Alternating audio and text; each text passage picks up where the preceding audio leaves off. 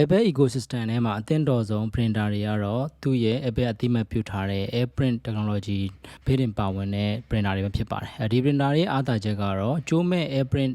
ရတဲ့ printer တွေဆိုရင်လည်း application လည်းမလိုဘူး driver လည်းမလိုဘဲနဲ့တူညီတဲ့ Wifi ချိတ်လိုက်တာနဲ့တင် Apple device တွေမှာ print ထုတ်လို့ရမှာဖြစ်ပါတယ်။ပြည်တွင်းမှာအသုံးများတဲ့ Canal နဲ့ Epson တံဆိပ်တွေရဲ့ထဲမှာ AirPrint ရတဲ့ printer တွေရှိသလိုbrother တံဆိပ် printer အများစုတော့ AirPrint ရပြီးသားဖြစ်ပါတယ်။ပြည်တွင်းမှာအသုံးများတဲ့ Canon APB 2900လို့ laser printer တွေကတော့ AirPrint မရပါဘူး။ဒီလို printer တွေကို AirPrint function ရကျင်တယ်ဆိုရင်တော့ third party application တွေအသုံးပြုပြီးတော့ AirPrint function ရတဲ့ printer တွေလို့ပြောင်းလို့ရပါတယ်။ Printopia နဲ့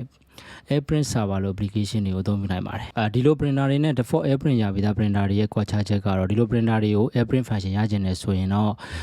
ချိတ်ဆက်တဲ့ Mac မှာမဖြစ်မနေ driver install ပြုလုပ်ပေးရမှာဖြစ်ပါတယ်။ဒီ Mac ကမှတစ်ဆင့်ဒီ application တွေကိုအသုံးပြုပြီးတော့မှ iPhone iPad ကို